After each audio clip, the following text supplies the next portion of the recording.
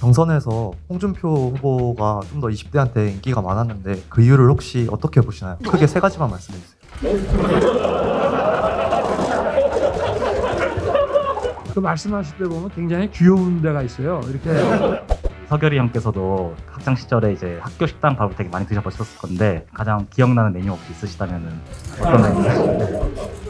문재인 정권이 가장 많이 비판받은 것 중에 하나가 회전문 인사 돌려막기 이런 부분이었잖아요. 문재인 정부가 인사를 다 잘못한 건 아니잖아요.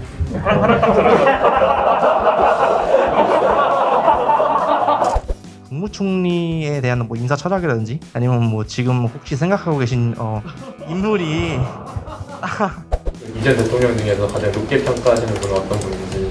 혹시 측근이라던가 일가 이제 뭐 친척분들 비리를 저질렀을 경우에 혹은 비리를 저질 것 같을 때 어떻게 하면 예방을 할 수 있을지. 이 현 정권 말고 다른 정권이 했던 것처럼 하면 됩니다.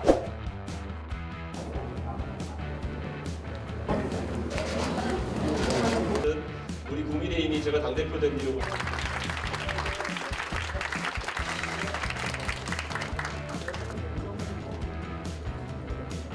관련해서 자유롭게 질문해 주십시오.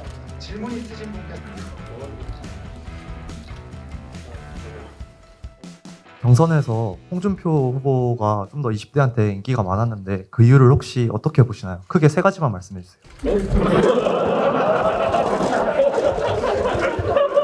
아니 제가 그 경선 때부터 하여튼 최근까지 우리 기자분들한테 그 질문을 계속 받는데 그 아직도 잘 모르겠어요. 근데 그걸 제가 알았으면은 상당히 저도 효과적인 좀 방법을 세웠을 텐데 근데 이제 우리 홍준표 선배한테 좀 죄송한 말씀일 수도 있겠는데 제가 이렇게 그 토론할 때 보면은 뭐 공격적으로 하시고 뭐 이래도 우리 홍준표 그 후보님께서 그 말씀하실 때 보면 굉장히 귀여운 데가 있어요. 이렇게 저는 그게 우리 젊은 세대에게 좀 매력이 아니었나. 그리고 화끈하게 이렇게 치고 나가는 모습 그런 것이 여러 가지 좀 답답하고 이런 우리 청년 세대에게는 좀 탁 트이는 그런 이런 기분을 주지 않았을까. 그런 것이 강점이 아니었나 그렇게 생각하고 있습니다. 이재명 후보에 대해서는 또 윤석열 후보님이 앞서시는데요. 그 부분에 대해서는 이유를 어떻게 보십니까? 우리 이재명 후보는 민주당 지금 집권 여당 후보고 저는 이제 이 정권을 교체하겠다고 하는 야당 후보인데 뭐 제가 특별히 더 뭐 매력적인 부분이 있다기보다 국민들의 이 정권 교체 그 바람이 훨씬 강렬하기 때문에 그런 것이 아닌가 이렇게 생각하고 있습니다. 인재를 알아보는 지인과 적소에 이제 인재를 배치하는 용인이 중요하다고 말씀하셨는데 대통령이 되시면 이런 것들에 대해서 어떻게 대처해 나갈 생각이신지 여쭙고 싶습니다. 국정 운영이 참 어렵다고 하는데 그 어려운 가장 큰 이유는 그만큼 인사가 어렵기 때문입니다. 뭐 100% 자신한다고 이렇게 말씀은 못 드리고 하여튼 뭐 최선을 다해서 이 좋은 인사가 결국 국민들에게 좋은 이런 그 행정 서비스를 제공하는 것이기 때문에 어려운 일이지만 최선을 다해볼 생각입니다. 문재인 정권이 가장 많이 비판받은 것 중에 하나가 회전문 인사 돌려막기 이런 부분이었잖아요. 그래서 후보님께서 말씀하신 그런 지인과 용인을 잘 하셔서 잘 해주시기를 바란 마음입니다. 고맙습니다. 문재인 정부가 인사를 다 잘못한 건 아니잖아요.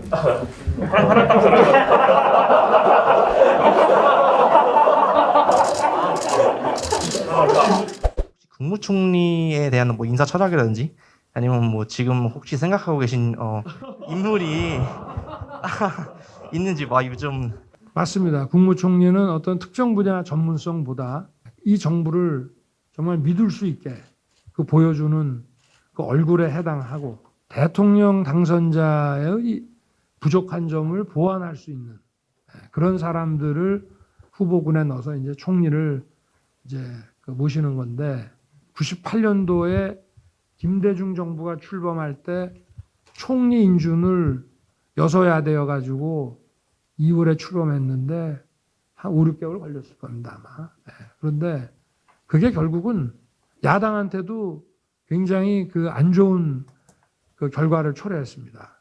그래서 그런 경험들을 우리 정치권이 다 해왔기 때문에 합당한 인물을 냈을 때 여소야대라고 해서 그거를 거부해가지고는 주기적인 선거를 또 다 겪어야 되는데 그렇게까지 하겠나 그렇게 생각하고 있습니다. 삼국지에서 개인적으로 삼국지 연의에서 개인적으로 좋아하시는 인물이 있는지 네, 한번 궁금해서 여쭤보고 싶었고 뭐 특별히 없으시다면 뭐 좋아하는 책이나 특히 문학 쪽에서 있으신지가 좀 궁금합니다.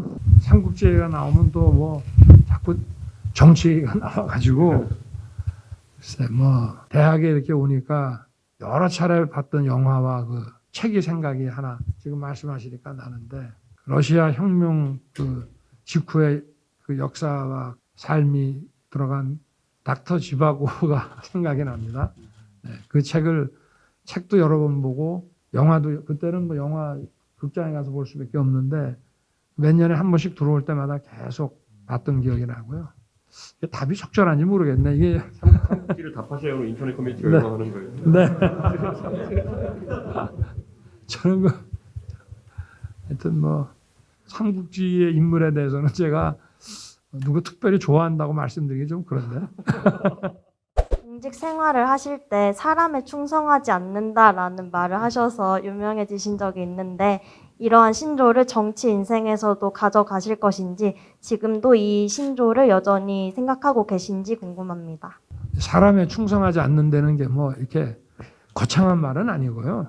원래 이 충성이라는 이 단어가 대상으로는 그 사람이 아니거든요. 그래서 충성이라는 단어를 그 정의를 제가 그냥 정확하게 표현한 거에 불과한 거고 그 내 사익과 공적인 이익이 충돌할 때는 100% 공적인 이익으로 양보를 해야 된다는 이제 그런 뜻이고 이거는 정치에 있어서도 마찬가지입니다. 그럼 윤석열 후보님께서 생각하시는 그 이전 대통령 중에서 가장 높게 평가하시는 분은 어떤 분인지.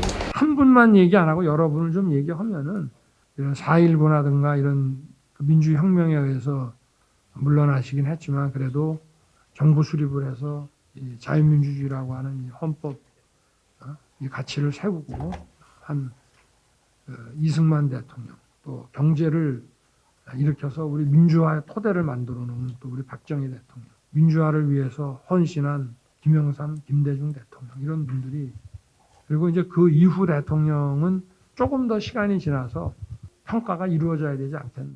후보님께서는 혹시 측근이라던가 혹시 일가 이제 뭐 친척분들 이 비리를 대통령이 되셨을 때 비리를 저질렀을 경우에 혹은 비리를 저질 것 같을 때 어떻게 하면 예방을 할 수 있을지 혹시 그렇다면 그리고 저질렀다면 혹시 그들에 대해서 어떤 식으로 대처를 하실지에 대해서 여쭙고 싶습니다. 이거는 뭐 별다른 노하우가 필요한 게 아니고요. 이 현 정권 말고 다른 정권이 했던 것처럼 하면 됩니다. 왜냐하면 자 과거에 우리 전직 대통령들 보면은 자식이든 뭐 측근이든 비리를 저지르면은 다 사법 처리가 됐습니다. 그리고 우리나라는 그런 전통을 가지고 있어요.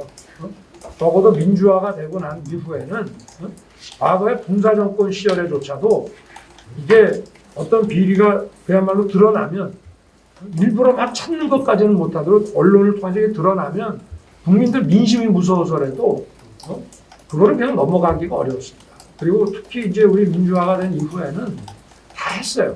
그래서 이게 그렇게 어려운 일이 아니고 당연히 해야 되는 일입니다. 이게 대통령의 가족, 측근 그리고 그걸 또 예방하기 위한 그런 어떤 사정 활동, 정보 활동 이런 것들이 다 있어 왔는데 유난히 하여튼 이 정부 들어와서는 좀 이해하기 어려운 일들이 막 벌어지고 있는 겁니다. 그래서 그냥 우리가 가지고 있는 좋은 그 어떤 이런 전통 그걸 그냥 그대로 살리면 됩니다.